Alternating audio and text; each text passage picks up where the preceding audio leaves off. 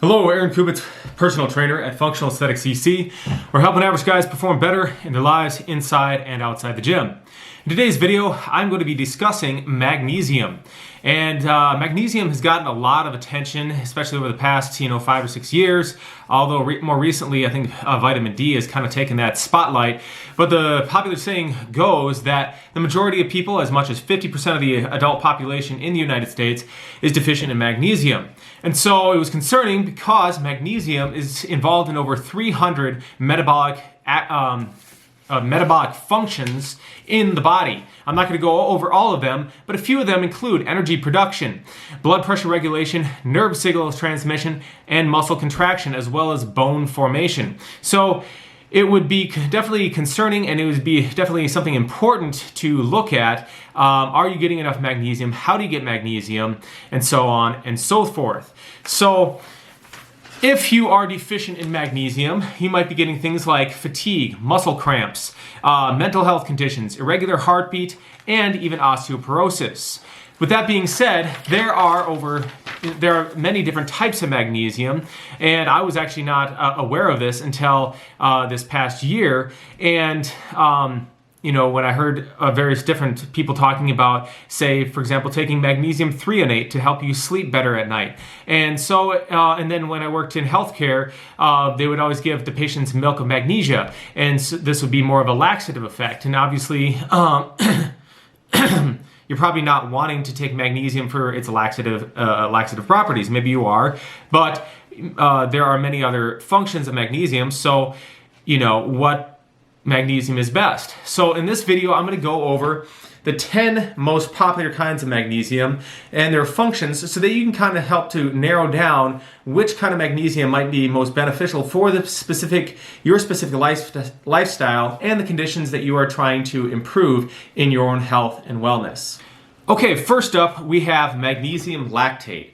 This one is highly absorbable, and its most beneficial uses are in combating stress and anxiety. So one of the things that is pretty popular for people to take magnesium for is for stress and anxiety. However, depending on the type of magnesium you take, it may or may not be as effective as it otherwise could be. So if your main focus for taking magnesium, or your main reason for taking magnesium, is that you want to reduce stress and anxiety, maybe you want to consider taking a magnesium lactate supplement. Okay, so what about heart health? Well, if you're concerned about improving the health of your heart, you may want to consider taking a glycinate or orotate form of magnesium. So glycinate is the amino acid glycine combined with magnesium, and it has been shown to be beneficial in improving the health of your cardiovascular system, including your heart. Orotate, on the other hand, and we'll be touching again on both of these supplements in context of other functions that they're also important for. Both of them, glycinate is actually also beneficial for metabolic health too, so glucose regulation, insulin sensitivity, things like that. But orotate is also good for your brain and the cardiovascular system, but it is also involved in the production of genetic material. If you have headaches, heartburn, or constipation or indigestion, you may want to consider taking a magnesium oxide supplement. Now, the one downfall of the magnesium oxide is that it is not highly absorbable. So I have a list of some of the different forms of magnesium that are more absorbable than other ones. So for example, highly absorbable forms of magnesium would include things like citrate, orotate, which we talked before, lactate, chloride, and malate. All right, let's talk about constipation. So this is something that I actually struggled with a lot in my 20s. And there was various different reasons for that. So for example, if you're eating too many carbohydrates or even just too many processed grains and things like that, it can cause a lot of inflammation. And it is one of the things that has been linked to increased incidence of constipation. Also, if you're getting too much insoluble fiber in your diet, things like that are included in whole grains and things like that, they are good for if you have diarrhea because they can actually help to slow down things. But they can actually cause constipation too if you're getting too many of those. So there's a wide variety of reasons why you might be having constipation above and beyond magnesium. So you don't want to just simply rely on a magnesium supplement. But as I talked about earlier on in this video when I worked in healthcare, magnesium was often used as a laxative, and the particular form of it used as a laxative to induce, to help the patients clear out their bowels. Because for thousands of years, even in ancient Egypt, there was, all the physicians and stuff, knew about the ills caused by being plugged up, and basically because you're not able to detoxify your system efficiently, you're overworking all your detoxification pathways when you're not efficiently moving waste products out of your body. So when it comes to constipation, there are 4 different main types of magnesium that are going to be most beneficial for you to help you to have regular bowel movements. And as I said before, as with any sort of symptom or condition that you're dealing with, there are usually multiple different reasons why you might be having that condition. So a magnesium supplement may work for you if you are deficient in magnesium. If you're not deficient in magnesium, it might not be the problem. But we want to cover all the bases. So if you are struggling with constipation, here are 4 different types of magnesium that may help you to be more regular. Number 1, we have citrate. Number 2, oxide. Number 3, magnesium chloride. And number 4, magnesium sulfate. Okay, so have you ever had heartburn or indigestion? And again, there can be numerous different reasons for that. One of the most common reasons is insufficient stomach acid or hydrochloric acid. So a lot of times people take antacids or whatever like that to combat this acid reflux or this GERD, things coming up like that. And oftentimes it's actually because you're not getting enough acid. And one of the ways to test for this is if you take a tablespoon of apple cider vinegar and you chug that down, and if it improves your acid reflux, then you probably need to be taking like an HCl supplement or something like that to help to improve your stomach acidity. Also other things, a high sugar diet or something like that can also tend to decrease acidity in the stomach. If you don't have enough of the beneficial bacteria as well, you can have an overproliferation of bad bacteria too. But when it comes to magnesium, things that can help you with this indigestion and heartburn are, again, that magnesium oxide that we talked about before, and then also magnesium chloride. Now, magnesium chloride, unlike the oxide, it actually is highly absorbable by the body. So magnesium chloride, magnesium oxide can be helpful if you are having indigestion and heartburn, but definitely also try out that apple cider vinegar technique as well. Okay, next up, we want to talk about energy, because who doesn't want to have more energy, right? Energy allows you to actually, do everything else that you want to do in life. Like, if you have enough energy, you can go study longer to figure out how to do things. You can make more mistakes, and thus move you closer to your goals because you have the energy to keep on throwing stuff against the wall and keep on doing stuff. As a little caveat, a guy that I like to watch on YouTube is Patrick Bet-David. He has a channel called Valuetainment, and it's for entrepreneurs and other people who like to develop themselves, improve themselves. And so he has a lot of content related to these things. He was talking about in one of his videos that he was at a conference or a convention with a bunch of other entrepreneurs, and he saw all these different speakers getting up on the stage. And he said that, all of them were very competent, but he could pick out, a couple of them that would not be around very much longer, and a couple that he could see going very far. And he said that the main difference was in the level of energy that they had. So your health, you might think, okay, I'm just focused on my career, I'm focused on, my family, all these different things like that. But if you don't focus on your health, you don't focus on having that energy and that stamina and that drive, because this is another thing that he said too. He's like, because also another side caveat, before he got into entrepreneurship, before he started in his insurance business and stuff, he was in the Marine Corps. He's an immigrant from Iran, and he wanted to be the next Arnold Schwarzenegger. He wanted to be the Iranian version of Arnold Schwarzenegger, so he was very involved in the bodybuilding world and everything. But in this particular video, or maybe it was a different video, he was talking about, he's like, so when you're younger, you go to the gym so that you can build those muscles, you can get a better looking body so that you can attract the opposite sex or whatever, right?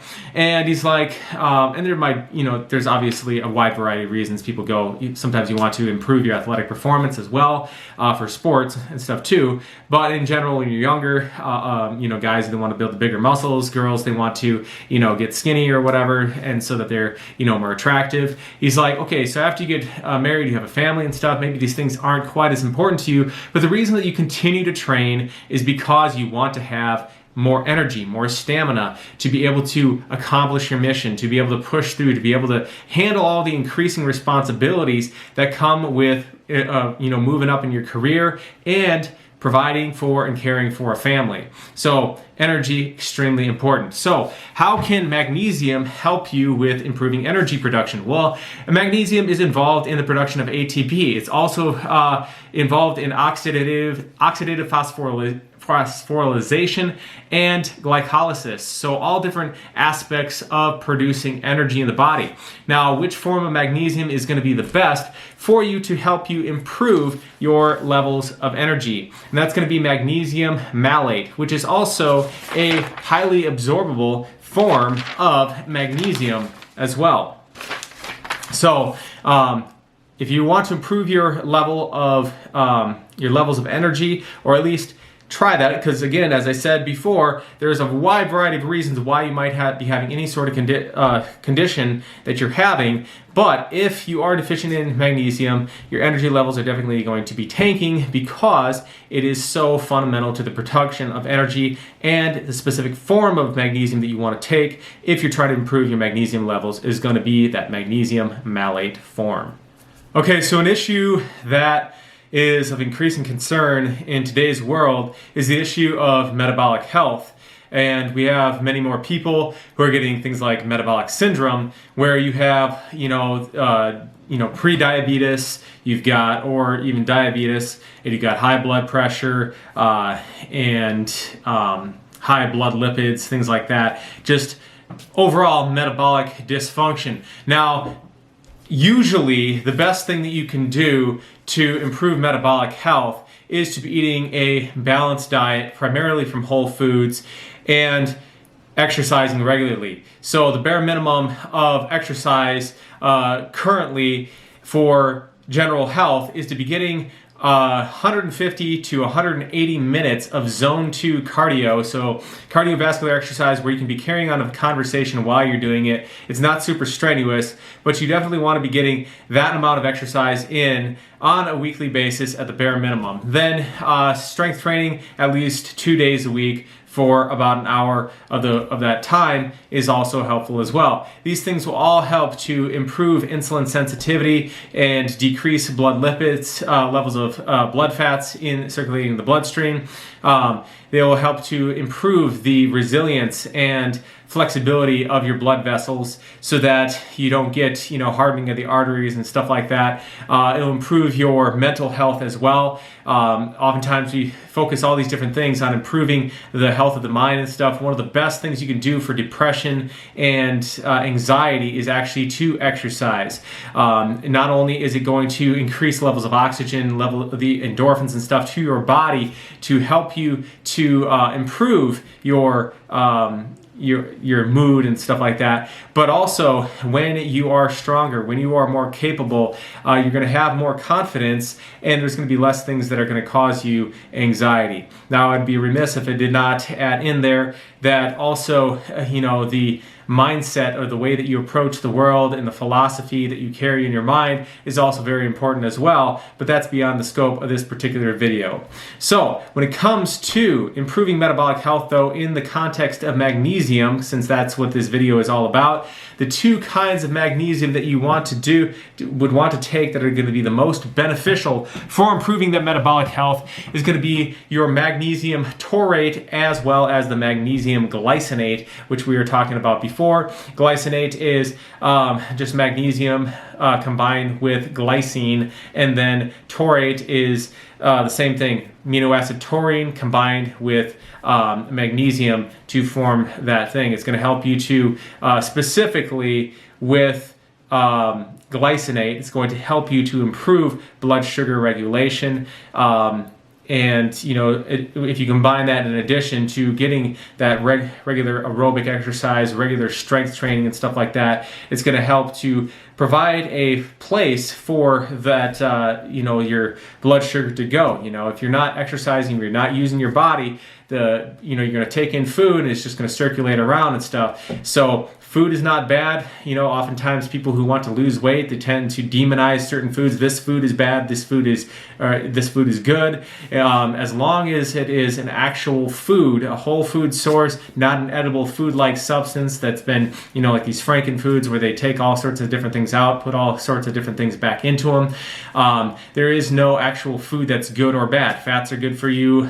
Carbohydrates are good for you. Proteins are good for you. It all comes down to the context within which you're using them.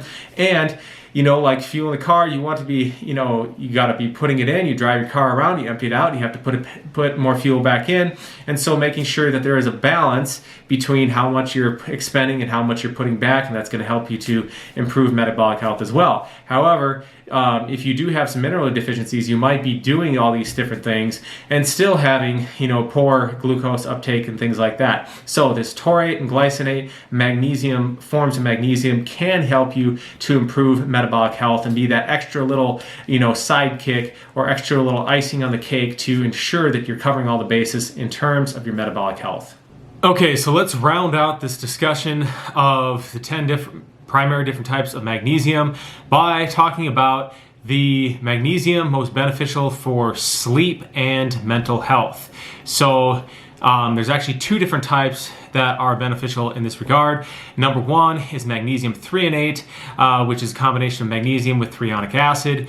And this magnesium threonate is actually, it helps with, dementia. So if somebody's losing their memory, things like that, it can help you to prevent, to kind of forestall that a little bit. It is also helpful with people suffering from depression. So, depending on the reason that you have the depression, it can be helpful for that. Now, as a caveat to that, depression is for everybody goes through stages of depression. So depression is natural and normal. It's when it becomes a chronic sort of thing, and sometimes you have an chemical imbalance in the brain, as my uncle did, which can actually contribute to you just being chronically depressed all the time. Oftentimes you can have depression from imbalances in the gut microbiota and things like that. But beyond that, if you are depressed from time to time, sometimes it's okay to just feel depressed. Sometimes it's okay to just feel bored. It's a part of life, and if you look in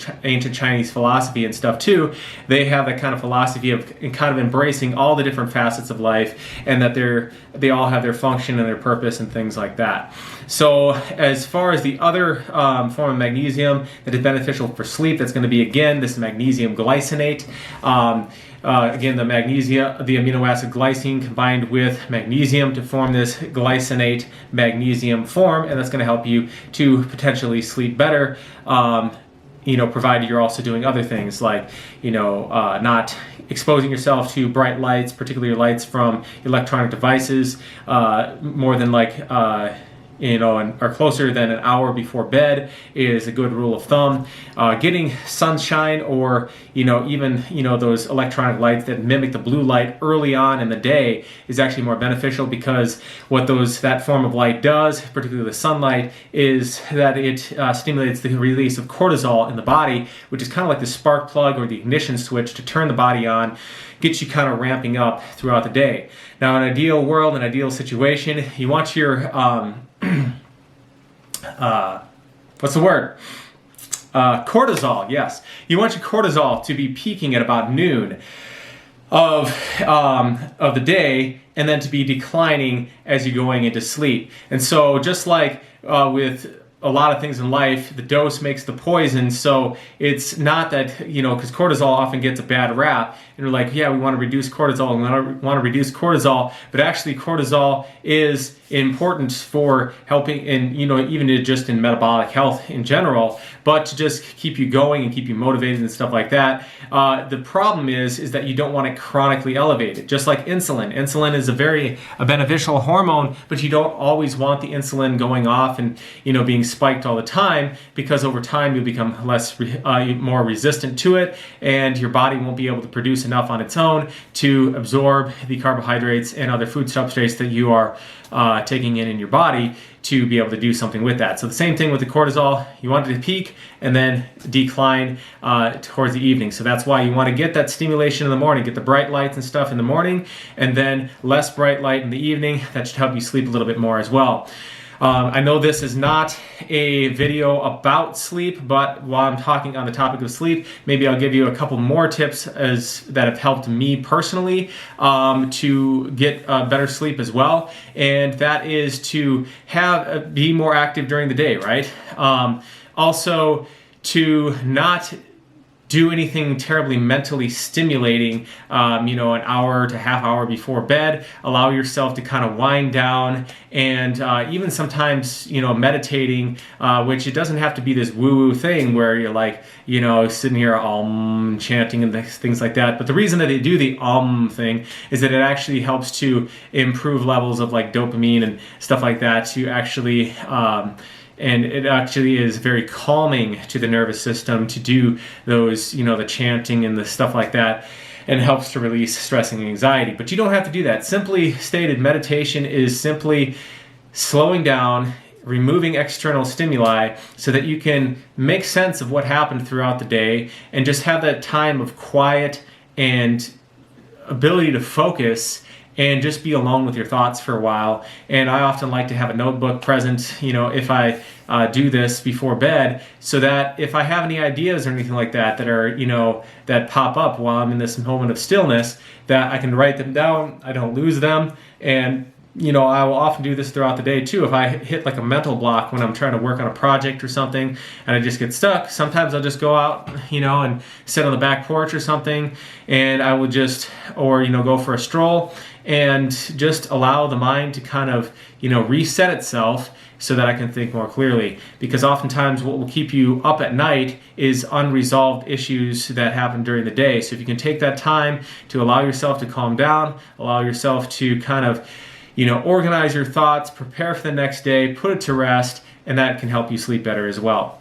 So in the next clip, we're going to be talking about recommended amounts of magnesium for both men and women, and then also food sources of magnesium, because ideally, as with other supplements, vitamins, minerals, etc., the ideal place to get your vitamins and minerals is from food sources.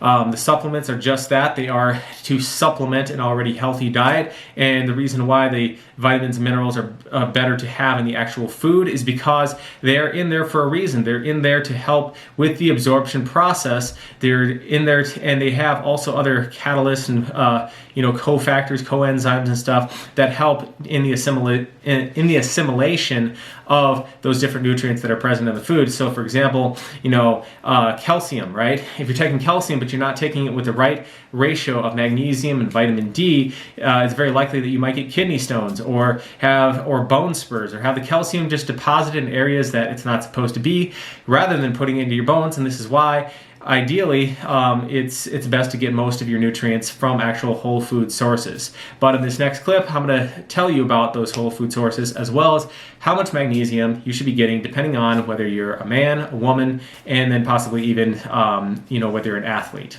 Okay, the final section of this video, we're going to be talking about food sources of magnesium, as well as how much magnesium you should be taking in on a day-to-day basis. So for men, you want to be taking in roughly 420 milligrams per day of magnesium. For women, roughly 320 milligrams per day of magnesium. If you're an athlete, it is likely to be a little bit higher on the end of higher dosing of that. And as a reference to what I was talking about in the previous clip about getting most of your stuff from whole food sources. As an athlete, you're going to need more calories in general. So if you're eating whole foods, as your calorie requirements increase, you're also going to be eating by default more of the minerals and vitamins that are contained in those foods that you're eating more of. And so it's not necessarily entirely necessary that you will need to supplement with the magnesium to get more of that if you are eating a well-balanced diet and kind of switching it up, getting a variety of different plant and animal foods. Now, The foods that are generally the highest in magnesium are going to be things like beans, whole grains, vegetables, and then you also have your dark chocolate. And surprisingly, because I've been doing a little bit of research into the carnivore diet as well as the vegan diet, just simply because those are the two super popular dietary protocols at the moment to kind of, be able to have a leg to stand on and to kind of, when I'm talking to my clients, and kind of have a background on a basis to help to steer them in the right direction when it comes to these different things. So with the meat, I've been looking into that more, and I've been actually very surprised at the amount of nutrients that you can get from eating meat. And you think that, like, I'm still not wholly convinced that vegetables are, bad for you and that you shouldn't be eating vegetables as some of them would claim. But I do think that the carnivore diet, at least at this point in my research, I do think it is a viable option. And I think that, obviously the Eskimos have been doing the carnivore diet for long periods of time. The other thing is that the average person today eating the standard American diet does not get anywhere close to the wide variety of nutrients that they get. I myself have been actually kind of guilty of this as well, especially when you're chasing aesthetics goals or something, you're trying to get super lean. By default, you're going to be reducing those calories and, maybe sticking to, reducing certain food groups to help you get in that calorie deficit while maintaining other ones to maintain lean muscle and things like that. So in my study of this, I have actually seen that, even when it comes to things like vitamin C, you can get vitamin C, albeit in very low amounts, from beef liver. So when it comes to magnesium, you can actually get magnesium from meat. Now, beef, on the other hand, where beef is very nutrient-dense food for a wide variety of things like zinc, iron, even has some potassium, B12, most of the B vitamins. It's actually a very poor source of magnesium. But seafood actually is relatively good form of magnesium. Probably the highest one is going to be anchovies. So go ahead and get the anchovy pizza, right? And put some vegetables on there and whatnot, so you can, because like the spinach and the kale and avocados, those are also good forms of magnesium as well. Now, going back to that carnivore vegan debate, spinach is extremely high in oxalates. Oxalates are things that can get lodged into different organs of the body and wreak all sorts of havoc.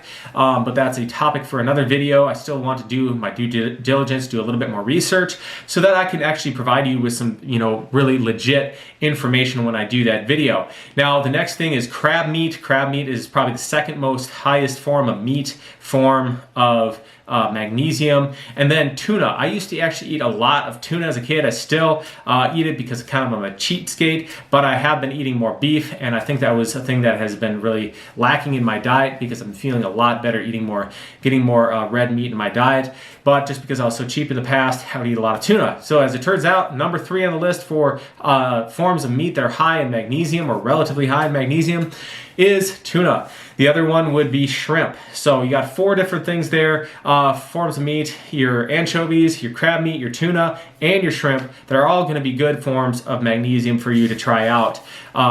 And then lastly, for you chocolate lovers, dark chocolate is also a good form of magnesium. It also has a little bits of caffeine. And there was one study that showed that cacao can improve stamina and athletic performance by 30% increase in stamina. And however, it is also one of those foods that's very dense in oxalates and stuff like that, so you may want to do it in moderation. And that's why I believe getting a wide variety of different foods is most beneficial. If you overdo it on one food because, this food is super, super good for you and stuff like that, balance is where you want to go. You want to have a balance of proteins, carbohydrates, and fats. Most of the time, you can manipulate those from time to time.